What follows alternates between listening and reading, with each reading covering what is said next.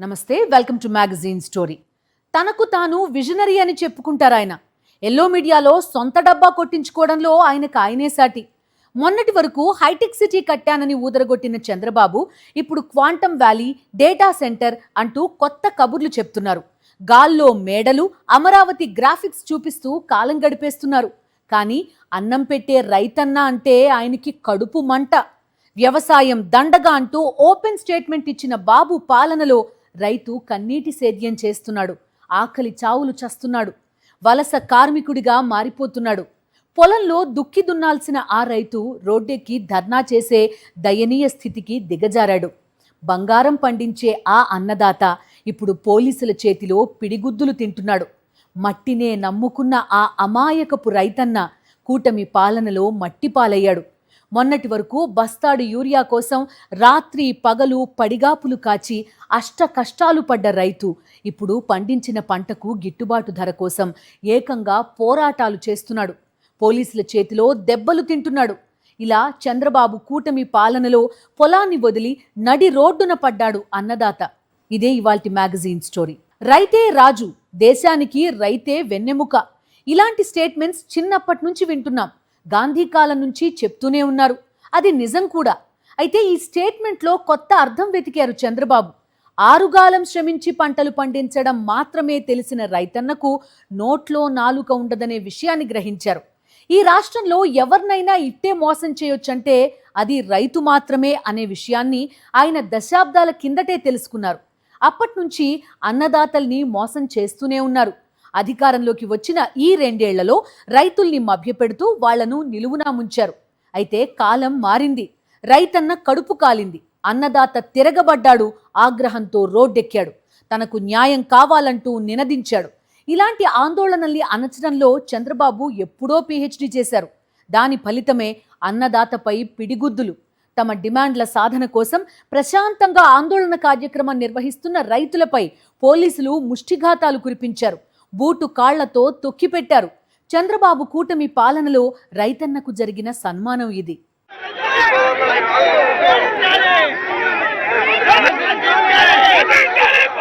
పొగాకు రైతుల దగ్గర నుంచి మామిడి రైతుల వరకు,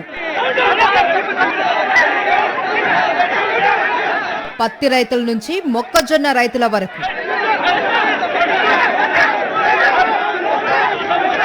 ఆక్వా రైతుల నుంచి జీడి మామిడి రైతుల వరకు,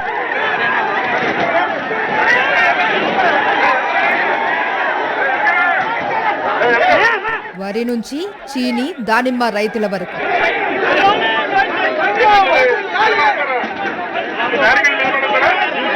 రాష్ట్రంలో ఏ రైతు సంతృప్తిగా లేడు. సమస్యలతో కొట్టుమిట్టాడుతున్నాడు. విత్తనాలు లేక, సకాలంలో ఎరువులు అందక, పండించిన పంటకు గిట్టుబాటు ధర దొరక్క, ఇలా అడుగడుగునా సమస్యల వలయంలో చిక్కుకున్నాడు.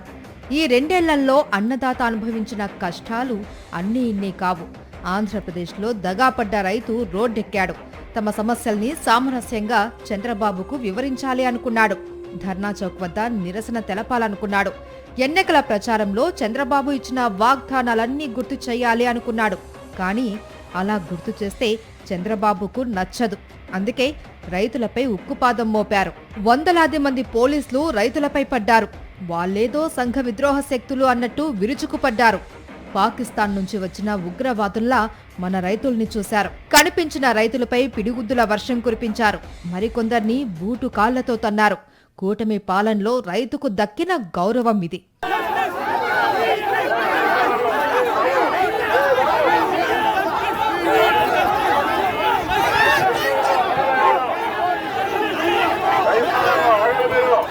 రైతులకు 22,246 కోట్ల రూపాయలు బకాయి పడింది ఈ రాష్ట్ర ప్రభుత్వం. ఆ బకాయిలు చెల్లించమని డిమాండ్ చేసిన రైతులపై కనీస కనికరం చూపించలేదు చంద్రబాబు సర్కార్. వీళ్లంతా రైతులు, కష్టపడి పనిచేసే కర్షకులు. సొంత భూమి కూడా లేకుండా కౌలుకు భూమి తీసుకొని పంటలు పండించే రైతులు కూడా ఉన్నారు. అంతా రాజుగా పొగిడే రైతన్నకు కూటమి పాలనలో పట్టిన దుస్థితి ఇది.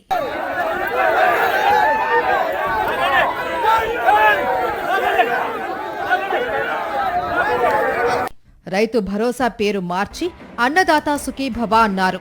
కేంద్రం ఇచ్చేది కాకుండా ఏటా 20,000 ఇస్తామన్నారు. అధికారంలోకి వచ్చిన తొలి ఏడాదే చంద్రబాబు ఎగ్గొట్టారు. రెండో ఏడాది కౌలు రైతులతో పాటు అటవీ హక్కుల గుర్తింపు చట్టం కింద పట్టాలున్న గిరిజనులు సహా సుమారు 7 లక్షల మందికి పథకాన్ని దూరం చేశారు. వైఎస్ జగన్మోహన్ రెడ్డి హయాంలో 53.52 లక్షల మంది రైతులకు ఆర్థిక సాయం అందింది. కూటమి అధికారంలోకి వచ్చిన తర్వాత కేవలం 46.86 లక్షల మందికి ఆ పథకాన్ని పరిమితం చేసిన ఘనత చంద్రబాబుకే దక్కుతుంది. దీనికి తోడు ఉచిత పంటల బీమా పథకాన్ని నిర్దాక్షిణ్యంగా ఎత్తేశారు. రైతులకు అండగా నిలిచేందుకు గత వైఎస్ఆర్సీపీ ప్రభుత్వం 5 ఏళ్ల కాలంలో 7,802 కోట్ల రూపాయల ప్రీమియం భారాన్ని భరించింది. ఇన్సూరెన్స్ కింద ఈ మొత్తాన్ని అప్పటి వైఎస్ జగన్ ప్రభుత్వం చెల్లిస్తే కూటమి ప్రభుత్వం ఒక్క రూపాయి కూడా చెల్లించలేదు. 3,000 కోట్ల రూపాయలకు పైగా పంట బీమా డబ్బులు ఇప్పటికీ రైతులకు అందలేదు. 1,100 కోట్ల రూపాయల ఇన్పుట్ సబ్సిడీని బకాయి పెట్టింది చంద్రబాబు ప్రభుత్వం. 2025 అక్టోబర్లో మోంతా తుపాను వచ్చి దాదాపు 15 లక్షల ఎకరాలలో పంట నష్టం జరిగితే దాన్ని 4.27 లక్షల ఎకరాలకు కుదించింది ఈ ప్రభుత్వం. ఇలా కుదించినా సరే ఒక్క రైతుకు ఇప్పటి వరకు ఇన్పుట్ సబ్సిడీ కింద రూపాయి కూడా ఇవ్వలేదు.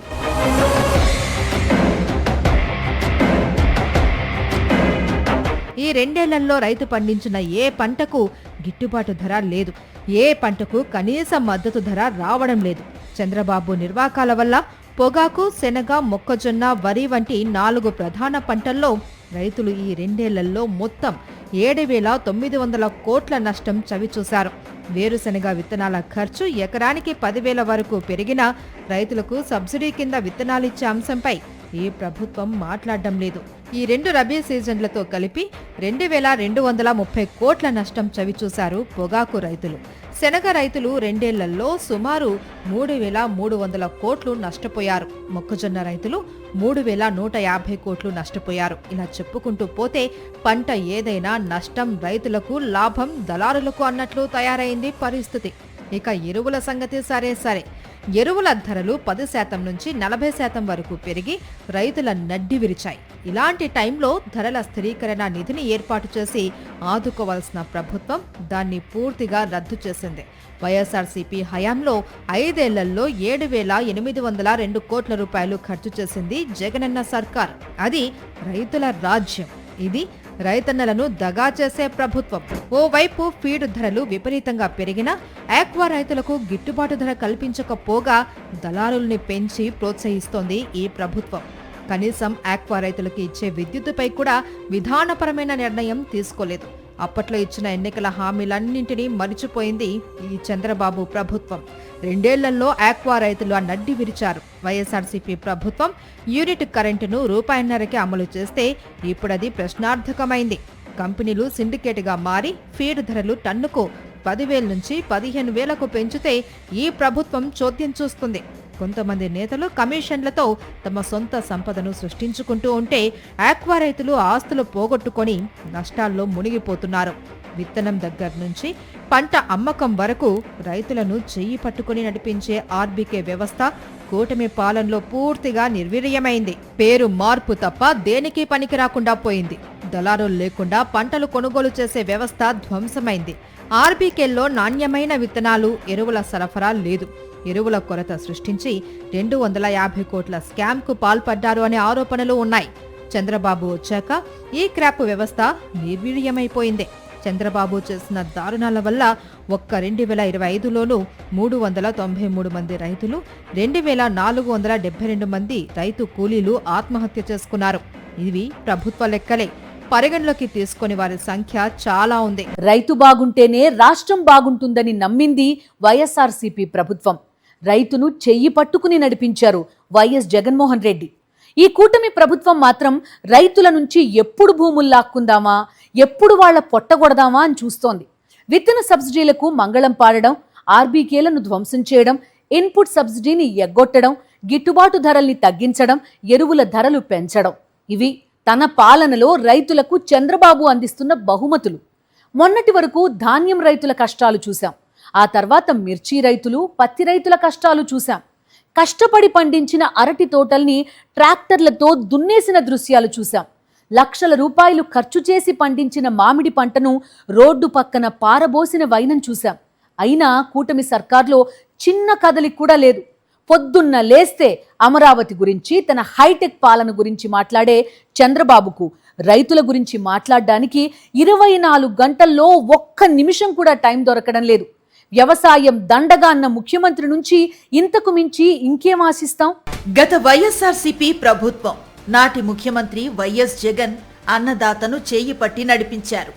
ఈ కూటమి ప్రభుత్వం అదే అన్నదాతను రోడ్డున పడేసింది.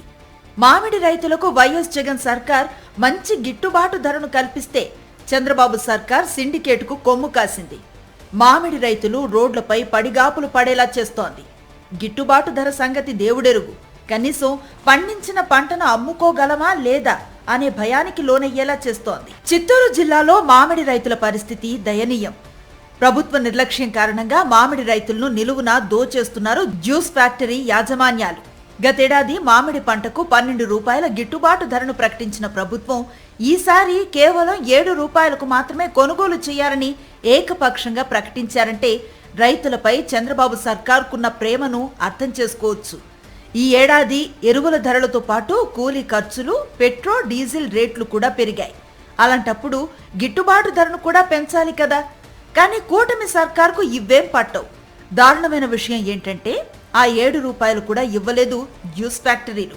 పంట రైతుల చేతికొచ్చే సమయానికి కూటమి నేతల ఆశీస్సులతో యాజమాన్యాలన్నీ సిండికేట్ అయిపోయాయి. జిల్లా వ్యాప్తంగా 40 జ్యూస్ ఫ్యాక్టరీలు ఉండగా అందరూ ఒకే మాట మీదకొచ్చి రైతుల్ని ముంచారు. సుమారు 50,000 మందికి పైగా మామిడి రైతులు జిల్లాలో 40,000 హెక్టార్లలో తోతాపురి రకం సాగు చేశారు. కిలో మామిడి గతేడాది 12 రూపాయలకు కొనుగోలు చేసిన జ్యూస్ ఫ్యాక్టరీలు ఈ ఏడాది చాలా చోట్ల 5 రూపాయలకే కొనుగోలు చేశాయి. ఇక ఆక్వా రైతుది మరో కష్టం. కూటమి పాలనలో ఆక్వా పరిశ్రమను కష్టాలు వెంటాడుతూనే ఉన్నాయి. పెంచిన ఫీడ్ ధరలు తగ్గించాలని డిమాండ్ చేస్తూ ఆక్వా రైతులు సమ్మె బాట పడుతున్నారు. ఈసారి బంద్లో ఆక్వా రైతులతో పాటు ఫీడ్ డీలర్లు కూడా పాల్గొన్నారు. రాష్ట్ర వ్యాప్తంగా చెరువుల్లో రొయ్యలు, చేపల పట్టుబడులు చేయకుండా రైతులు నిరసన కార్యక్రమాలు చేపట్టగా వ్యాపారస్తులు ఫీడ్ షాపులు మూసేసి రైతులకు సంఘీభావంగా నిలిచారు.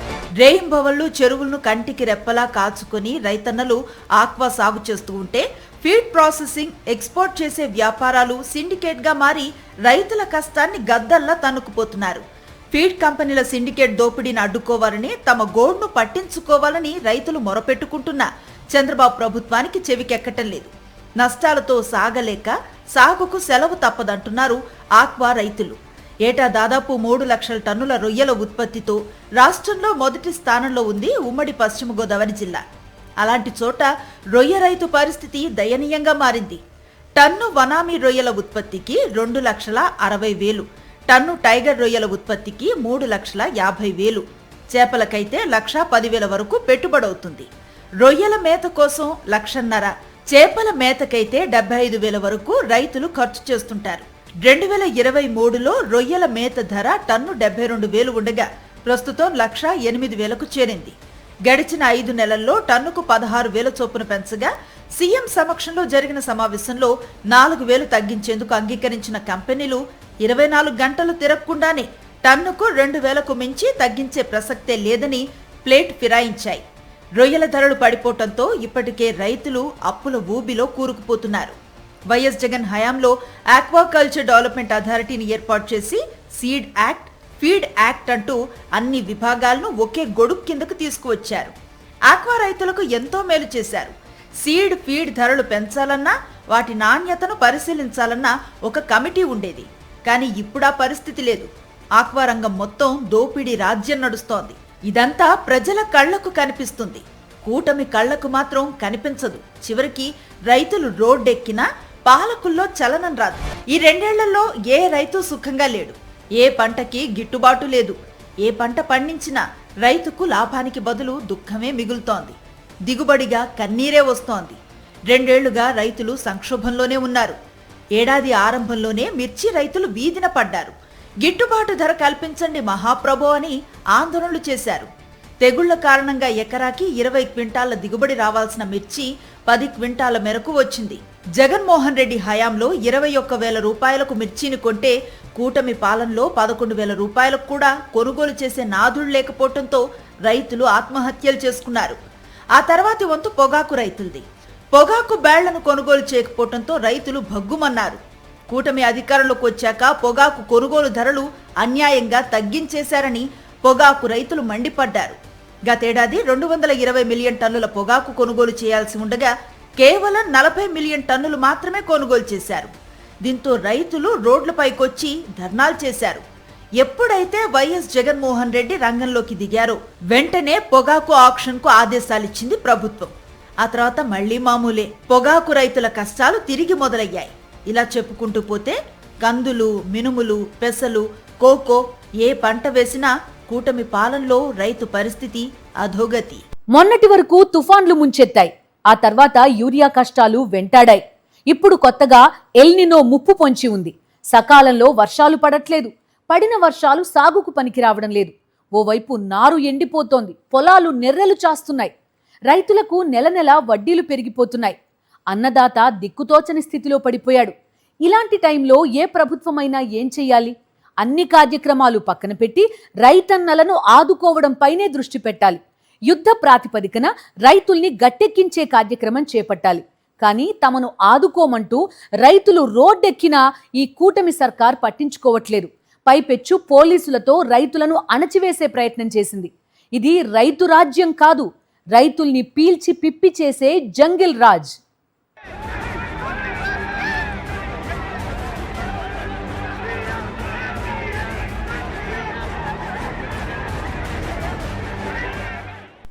యూరియా సంక్షోభం చరిత్రలో కని విని ఎరుగని సమస్య ఇది. అప్పటి వరకు రైతు ఎన్నో కష్టాలు పడ్డాడు. కానీ యూరియా దొరకదనే ఆలోచన రైతులకెప్పుడూ రాలేదు. కానీ చంద్రబాబు పాలనలో వచ్చింది. యూరియా కొరతకు ఎన్నో కారణాలుండొచ్చు. కేంద్రం ప్రమేయం కూడా ఉంటుంది. కానీ కొరత ఉందని తెలిసినప్పుడు 40 ఇయర్స్ ఇండస్ట్రీ అని చెప్పుకునే చంద్రబాబు ఏం చేయాలి? పరిస్థితిని చక్కదిద్దే ప్రయత్నం చేయకుండా ఆయన రైతుల్ని గాలి కొదిలేశారు. యూరియా కోసం రైతులు తెల్లవారుజాము నుంచే క్యూలో నిలబడాల్సి వచ్చింది. అలా నిలబడ్డా యూరియా దొరకలేదు. యూరియా దొరకటం లేదని మీడియాలో వార్తలొస్తే ఆ మీడియాపై మండిపడ్డారు చంద్రబాబు. రాష్ట్రంలో అసలు యూరియాకు కొరతే లేదన్నారు మంత్రి అచ్చెన్నాయుడు. యూరియా కొరత ఉందనటం ఫేక్ వార్త అంది ప్రభుత్వం. ఎవరైనా అలా అంటే చర్యలు తీసుకుంటామని హెచ్చరించారు కూడా. అలా హెచ్చరించిన చంద్రబాబే కలెక్టర్ల సమావేశంలో యూరియా కొరతను మానవ తప్పిదంగా అంగీకరించారు. అక్కడితో ఆగకుండా ఆ పాపాన్ని కలెక్టర్లకు ఆపాదించేసి చేతులు దులుపుకున్నారు. ఇది చంద్రబాబు కూటమి పాలన. ఇక్కడో పెద్ద ట్విస్ట్ ఏంటంటే రాష్ట్రంలో యూరియాను బ్లాక్ మార్కెట్కు తరలించేశారంటూ సాక్షాత్తు చంద్రబాబు సొంత పత్రిక కథనాలను ప్రచురించింది. ఇంతకాలం కూటమి పాలకులు ఆడినవన్నీ అబద్ధాలేనని ఆ కరపత్రిక చాటి చెప్పింది. ఇక ఎన్నికల వేళ అరచేతిలో వైకుంఠాన్ని చూపిస్తూ అబద్ధాల మేడలు కట్టడం, గెలిచిన తర్వాత ప్రజలను వంచిస్తూ మరిన్ని అబద్ధాలు చెప్తూ ఎన్నికల హామీలకు నీళ్లు వదిలేయటం చంద్రబాబుకు కొత్తేం కాదు. చంద్రబాబు చేతిలో మోసపోవటం కూడా తెలుగు ప్రజలకు కొత్తేం కాదు. కాకపోతే అదే ప్రజల్ని పదే పదే తన మాయ మాటలతో వంచి అధికారాన్ని దక్కించుకోవటం, గెలిచిన తర్వాత నాలుక మడత పెట్టి హేళన చేసి హామీలను అటకెక్కించి ప్రజలను దగా చేయటంలో మాత్రం చంద్రబాబుతో మరే రాజకీయ నాయకుడు పోటీ పడలేడు. ప్రజలను నమ్మించి నిలువునా ముంచటంలో ఘన చరిత్ర చంద్రబాబుది. మరీ ముఖ్యంగా రైతులను దగా చేయటంలో ఈయన తర్వాతే ఎవరైనా. 2014లోనే వ్యవసాయ రుణాలను మాఫీ చేసేస్తానంటూ ఊదరగొట్టారు చంద్రబాబు. అలా అధికార పీఠం ఎక్కి ఇలా అన్నదాతల పీక నులిమేశారు.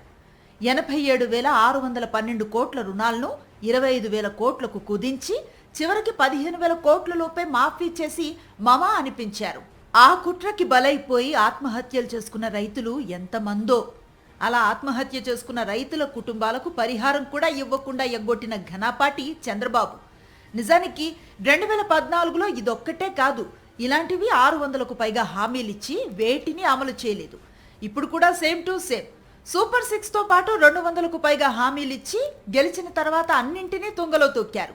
2 ఏళ్లలో 3.5 లక్షల కోట్ల రూపాయలకు పైగా ఎడాపెడా అప్పులు చేశారు. ఈ 3.5 లక్షల కోట్ల రూపాయల్లో రైతుల కోసం ఎంత ఖర్చు చేశారని మాత్రం అడగద్దు. అలా ప్రశ్నిస్తే ఎర్ర పుస్తకాన్ని బయటకు తీస్తారు. వైఎస్ జగన్ హయాంలో ప్రతి రైతన్న ఇంట సంతోషం ఉండేది. రైతన్నలతో పాటు కౌలు రైతులకు చేయూత దక్కింది. కానీ నేడు ఆ పరిస్థితి తలకిందులయ్యింది. బాబు రాగానే అన్నదాత సుఖీభవ కింద పీఎం కిసాన్ తొలి ఏడాది ఎగ్గొట్టారు. క్రాప్ ఇన్సూరెన్స్ లేదు, ఈ క్రాప్ నమోదు లేదు, ఆర్బీకే వ్యవస్థ నిర్వీర్యమైంది. ఎరువులు, పురుగు మందులు లేవు, రైతులకు సున్నా వడ్డీ లేదు, CCRC కార్డులు లేవు, ధరల స్థిరీకరణ నిధి లేదు, ధాన్యం కొనుగోలులో ఘోర వైఫల్యం, మద్దతు ధర అస్సలే లేదు, విపత్తుల సహాయ నిధి లేదు, విత్తన సబ్సిడీకి మంగళం పాడారు. ఇది చంద్రబాబు పాలనలో జరుగుతున్న దారుణాలు. ఆయన పగ్గాలు చేపట్టిన తర్వాత పరిస్థితి ఏ దశలోనూ పట్టించుకునే నాథుడు లేకపోవడంతో అప్పుల పాలై ఆత్మహత్యలకు ఒడిగడుతున్నాడు రైతన్న. అత్యధికంగా ఉమ్మడి కర్నూల్లో 68, అనంతపురంలో 46, వైఎస్ఆర్ జిల్లాలో 37, శ్రీకాకుళంలో 27 మంది రైతులు ఆత్మహత్యలు చేసుకున్నారు. ప్రభుత్వం మాత్రం 104 మంది రైతులు మాత్రమే ఆత్మహత్య చేసుకున్నట్లుగా చెప్తోంది. అందుకే రైతన్న రోడ్డెక్కాడు, ప్రభుత్వానికి వ్యతిరేకంగా గొంతెత్తాడు. ఇంకెన్నాళ్ళీ విధ్వంసం అంటూ నినదించాడు. తాజాగా ధర్నా చౌక్ వద్ద జరిగిన అన్నదాతల ధర్నా కూటమి సర్కార్కు కనువిప్పు కావాలి. ఇది ఇవాల్టి మ్యాగజైన్ స్టోరీ. మరో ఇంట్రెస్టింగ్ టాపిక్ తో మళ్ళీ కలుద్దాం. అంతవరకు స్టే విత్ us. మరిన్ని అప్డేట్స్ కోసం ఛానల్ ను సబ్స్క్రైబ్ చేయండి. నోటిఫికేషన్స్ కోసం బెల్ ఐకాన్ పై క్లిక్ చేయండి.